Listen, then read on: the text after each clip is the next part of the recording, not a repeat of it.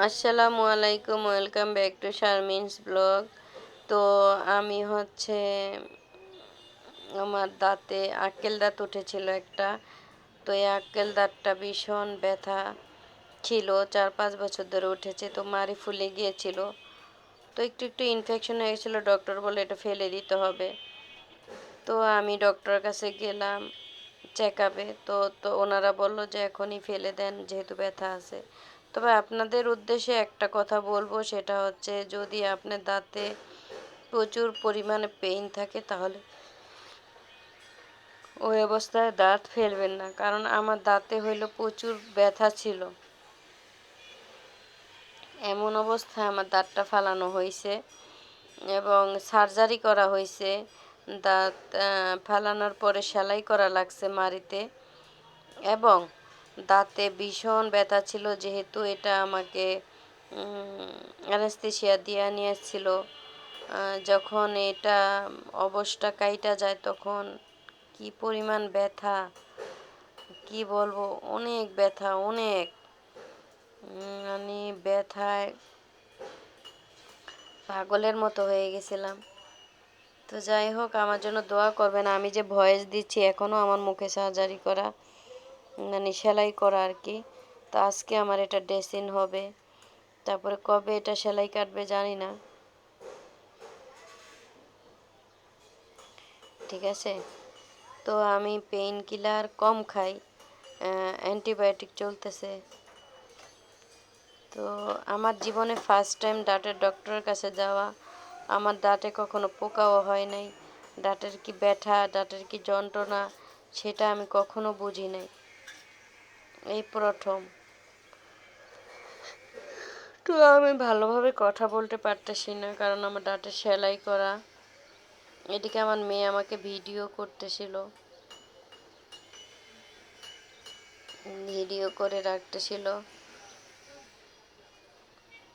ঠিক আছে, তো দেখুন আমার ভিডিওটা, যে ডক্টর কি করতেছে। আসলে ও ওইভাবে ভিডিওটা করতে পারে নাই। আমার হাজব্যান্ডও ছিল। আমার মেয়ের ওই দিন পরীক্ষা হয়েছিল, পরীক্ষা শেষে আমরা ওখানে গিয়েছিলাম।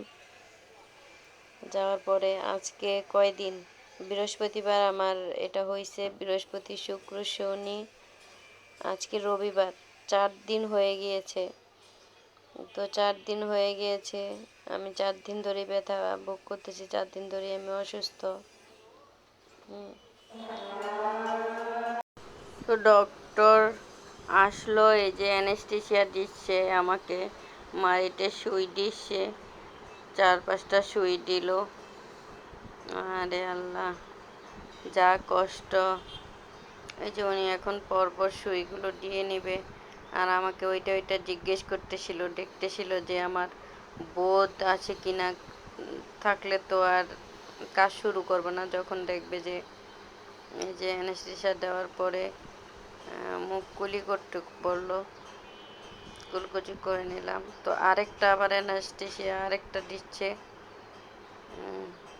পরপর শুধু দিচ্ছেই।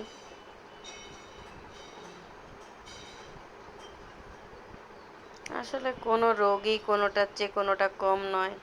যখন যেটা হয় সেটাই গুরুত্বপূর্ণ।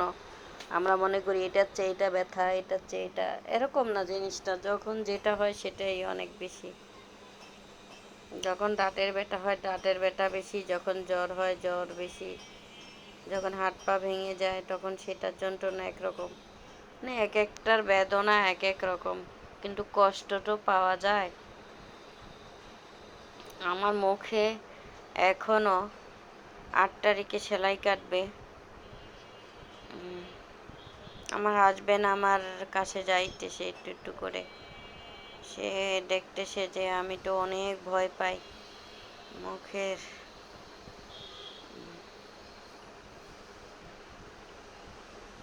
অপারেশন, এই যে প্লাস নিছে, প্লাস না, স্ক্রু ড্রাইভারের মতো, ওইটা দিয়া যে কি করে।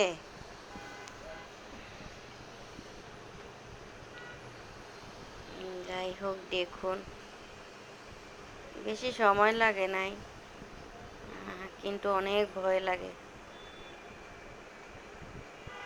আমার মেয়ে ভিডিও করছে তো।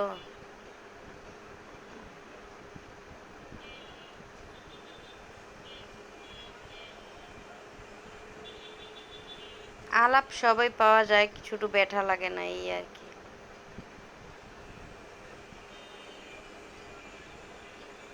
শুধু তো ব্যথাটা পাওয়া যায় না, একটুকুই। আর আমার মুখের ছোট, কাজ করতে ওনার একটু অসুবিধা হয়েছে মুখ ছোট কারণে, কারণ যেহেতু আক্কেলটা শেষ মাথায়।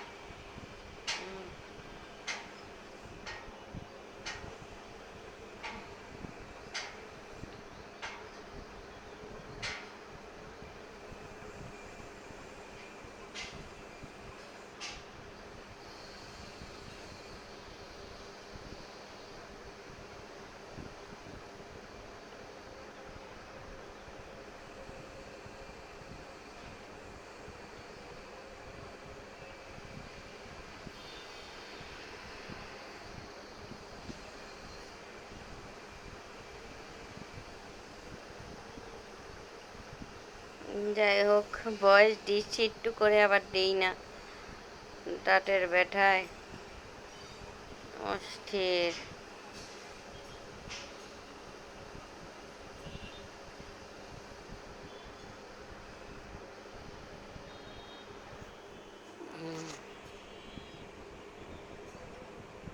যাই হোক, আমার ভিডিওটা যদি ভালো লাগে অবশ্যই লাইক কমেন্ট সাবস্ক্রাইব করবেন আর পাশে থাকবেন।